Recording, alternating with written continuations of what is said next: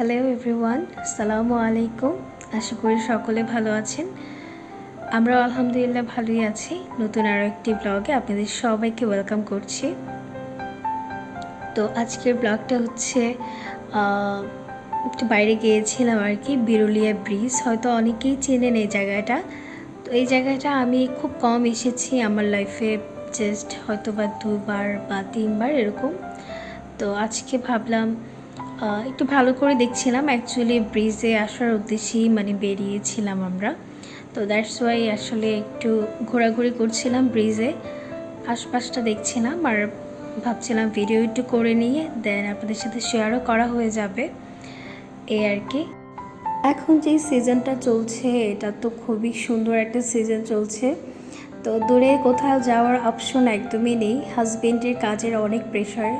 তো দেখা যাচ্ছে দূরে কোথাও যাওয়ার সময় হচ্ছে না, কারণ দূরে যেতে হলে কিন্তু অ্যাটলিস্ট 3-4 দিন বা সপ্তাহখানেকের ছুটি নিয়ে তারপরে যেতে হয় বা সময় নিয়ে যেতে হয়। তো ওই সময়টা আসলে নেই। তো দ্যাটস ওয়াই কেয়ার করা, এই আশেপাশে যা আছে সেগুলোই আমরা ঘুরে দেখছি। আর আমাদের এখানে আসলে চারপাশটা এত সুন্দর জায়গা যে এখানে আসলে ঘুরলে মন ভরবে না কখনোই, কারণ যতবারই ঘুরি না কেন ততবারই ভালোই লাগে। আর আমাদের এখানে আশেপাশে ঘোরার অনেক অনেক জায়গা আছে, সারাদিন ঘুরে শেষ করা যাবে না এরকম। তো খুবই সুন্দর। আর তাছাড়া সবাই হয়তো চেনেন যে বিরুলিয়া ব্রিজ, তারপর হচ্ছে বেড়িবাঁধ, এই জায়গাগুলো কিন্তু ঘোরার জন্য খুব ভালো। ঢাকার মধ্যে এটা কিন্তু বেস্ট জায়গা। আর যারা কিনা একটু গ্রাম্য পরিবেশ বা একটু নিরিবিলি গাছপালা অনেক পছন্দ করেন তাদের জন্য এই জায়গাগুলো অনেক বেশি ভালো লাগবে। আর সব সময় কিন্তু শহরের যে চার দেয়ালের মধ্যে থাকতে থাকতে কিন্তু আসলে মাঝে মাঝে খুব বোরিংও ফিল হয়। তখন কিন্তু যারা দূরে যেতে পারছেন না আমাদের মতো, তারা কিন্তু এই ধরনের জায়গাগুলোতে ঘুরে আসতে পারেন। এতে করে আপনাদের মনটাও কিন্তু রিফ্রেশ থাকবে আর ভালোও থাকবে। সো আপনারা কিন্তু চাইলে এরকম করে ঘুরে আসতে পারেন আমাদের মতো। তো বরাবরের মতো আমি আবারও বলছি, আমার চ্যানেলটা যারা যারা এখন দেখছেন প্লিজ চ্যানেলটা সাবস্ক্রাইব করতে কেউ ভুলবেন না। সাথে থাকা বেল আইকনটা অল অপশনে প্রেস করে দিবেন। এতে করে কিন্তু আপনারা সব নোটিফিকেশন পেয়ে যাবেন। আর এটা তো আমি প্রতি ব্লগেই বলি আপনাদেরকে। তো আমরা সাভারের দিকে গিয়েছিলাম, সাভার না ঠিক আর কি, ব্রিজের ঠিক এদিকে গিয়েছিলাম জাস্ট দেখার জন্য যে কীরকম কী। আর ওখানে এত বড় বড় কাশবন দেখেছিলাম আমরা। তো আর ঢুকিনি ওখানে, কারণ অলরেডি আমাদের ওখানে এত এত কাশফুল ছিল আর ওখানে অনেকবার গিয়েছি, যার জন্য আসলে আর মনে চায়নি যে একটু ভিতরে যাই। জাস্ট বাইরে থেকেই দেখছিলাম আর কি। তো জায়গাটা কেমন সেটাই দেখার জন্য আর কি। তো তারপর আমরা এখন ব্যাক করছি, আর ব্যাক করে ঠিক করলাম তান্দুরি চা খাবো। তো তান্দুরি চা আমি কখনই খাইনি, আগে কখনোই ট্রাই করা হয়নি। তো হঠাৎ করে দেখলাম যে ব্রিজেই তান্দুরি চা সেল করছে, তো দ্যাটস ওয়াই এটা ট্রাই করলাম। তো এখন ওটা খাওয়ার জন্যই যাচ্ছি আর কি ওদিকে।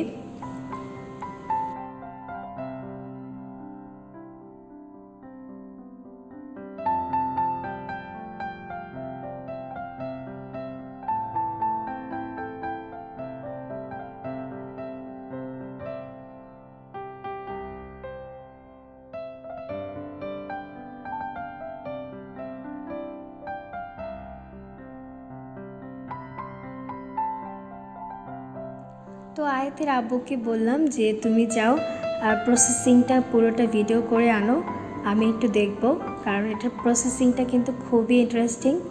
আর আমি ওখানে অনেক মানুষ ছিল, দ্যাটস ওয়াই আমি ওখানে দাঁড়িয়ে থাকিনি, আমি ভিতরে বসেছিলাম ওদেরকে নিয়ে। তো এটার প্রসেসিংটা আমার কাছে দেখতে অনেক ভালো লাগে।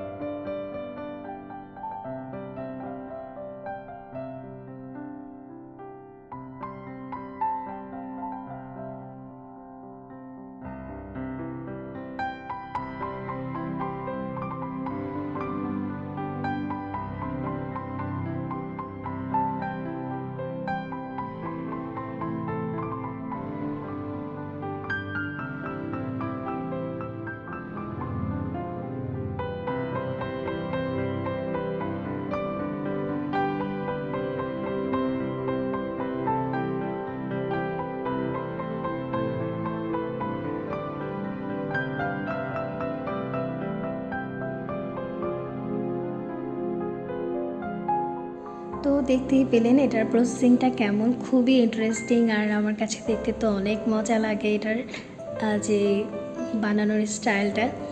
তো এটা বানানোর স্টাইলটা দেখতেই বেশি চমৎকার। আসলে এটা টেস্ট যদি জিজ্ঞেস করেন তাহলে বলবো আমার কাছে খুব একটা আহামরি কিছু লাগেনি, যেমনটা সবার মুখে শুনি তান্দুরি চা। আর এটা আমি কিন্তু এই প্রথমেই ট্রাই করছি, এর আগে আমার কখনোই ট্রাই করা হয়নি। তো এটার প্রসেসিংটাই জাস্ট দেখতে ভালো লেগেছিল আমার। আর এটার খেতে লেগেছিল, আমি অনেকে হয়তো শুনলে হাসবেন, সেটা হচ্ছে লাইক আপনি যদি মুড়ি দুধ চায় ভিজিয়ে তারপর খাওয়ার পরে যদি ওই চাটা আবার পান করেন, যেরকম একটা টেস্ট আসবে সেম সেরকমই। তো আমার কাছে মনে হয় যে এটার টেস্টটা যেহেতু মুড়ির মতো আমি পেয়েছি, তো হয়তো বা এটা হচ্ছে মাটির, কারণ মুড়িটা কিন্তু সাধারণত মাটির হাঁড়িতেই বানানো হয়। তো বেসিক্যালি হয়তো বা এই জন্যই ওটার টেস্ট, মানে এক কথায় বলতে গেলে এটা মাটির একটা ফ্লেভার আসে, দ্যাটস ইট। স্পেশাল কোনো কিছুই আমি পাইনি। হয়তো বা এখানে তান্দুরি চাটা খুব একটা জমেনি, হয়তো বা অন্যান্য জায়গার তান্দুরি চা অনেক ভালো, এরকমও হতে পারে। তবে যাই হোক, আমি আমার অভিজ্ঞতা থেকে বললাম আর কি, প্রথম যেহেতু পান করেছি আমি তান্দুরি চা, তো আমার কাছে খুব একটা ভালো লাগেনি। আবার যদি বলি যে না, নিউ এক্সপিরিয়েন্স হিসেবে ভালোই লেগেছে। তো এই তো 4 জনের জন্য আমরা 4টা চা নিয়েছিলাম। তো তারপর যখন দেখেছি চাটা খুব একটা জমেনি, তো তারপর আর কিছুই খাওয়া হয়নি। আসলে কিছু খাওয়ার মুডে ছিল না, কারণ খুব লেট করে লাঞ্চ করেছিলাম, দ্যাটস ওয়াই সবার পেটটা মোটামুটি একটু ফুল ছিল। তো এই জন্য আর ওখানে বসে আর কিছুই খাইনি, আমরা জাস্ট চা খেয়েছিলাম আর বাইককে অনেক সুন্দর করে ঘোরাঘুরি করেছিলাম। তান্দুরি চা আর কোথায় ভালো পাওয়া যায় এটা যদি কেউ জেনে থাকেন, যারা আমার ভিডিওটা দেখছেন তারা যদি কেউ জেনে থাকেন, তাহলে প্লিজ আমার কমেন্টে কিন্তু জানিয়ে দিবেন যে এখানে তান্দুরি চা বেস্ট। আমরা অবশ্যই ওখানে ট্রাই করতে যাব। তো এই তো আমরা এখন এখানে চাটা পান করে নিব।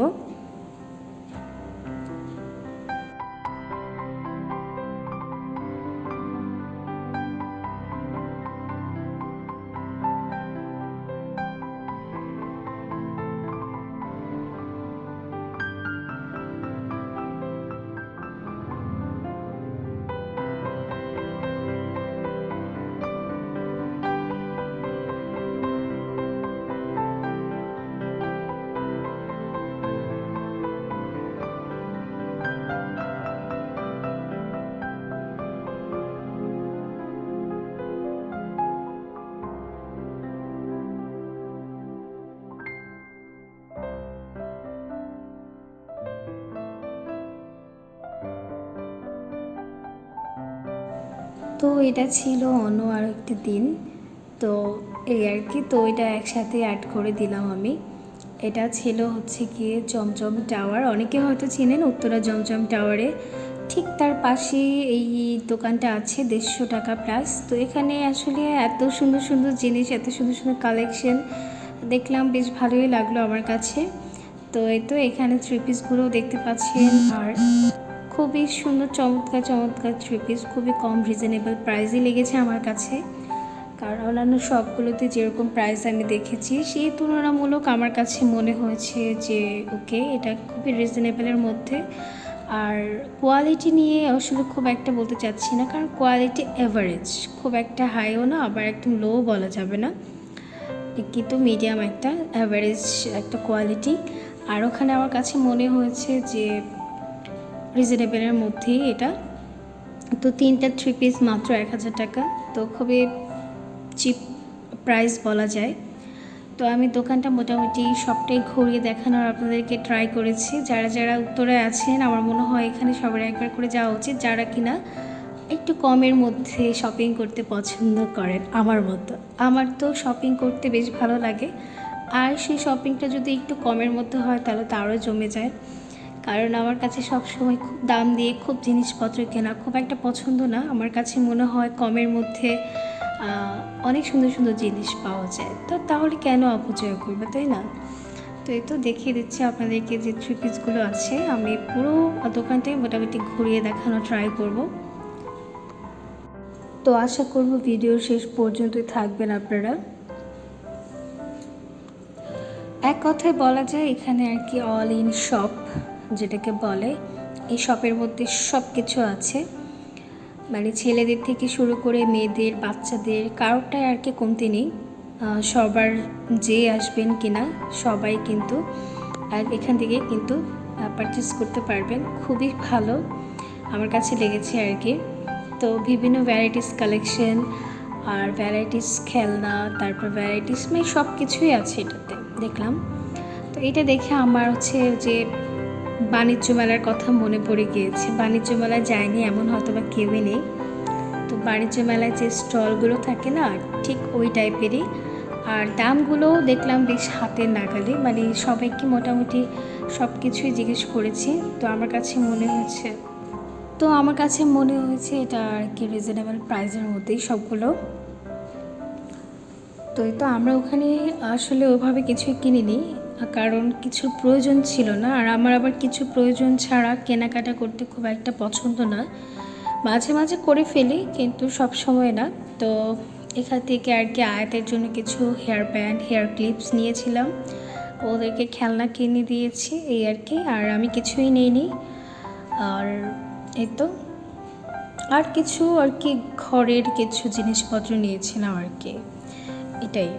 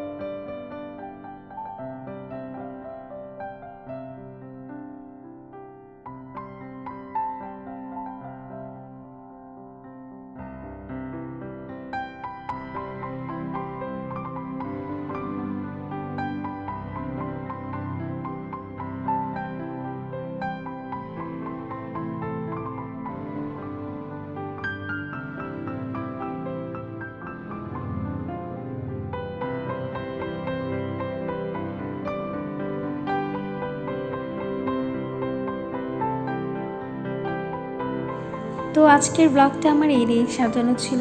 হোপফুলি সবার কাছে অনেক ভালো লেগেছে। ভালো লাগলে প্লিজ একটা লাইক করতে কিন্তু কেউ ভুলবেন না। সাবস্ক্রাইব করবেন, আর পাশে থাকা বেল বাটনে যে অল অপশনটা আছে সেটাও প্রেস করতে ভুলবেন না। আর যারা যারা সাবস্ক্রাইব করেছেন তাদেরকে অনেক অনেক ধন্যবাদ। তো নেক্সট ব্লগ দেখার আমন্ত্রণ জানিয়ে আমি এখানেই বিদায় নিচ্ছি। সবাই অনেক ভালো থাকবেন, সুস্থ থাকবেন, আর আমাদের জন্য দোয়া করবেন। আল্লাহ হাফেজ।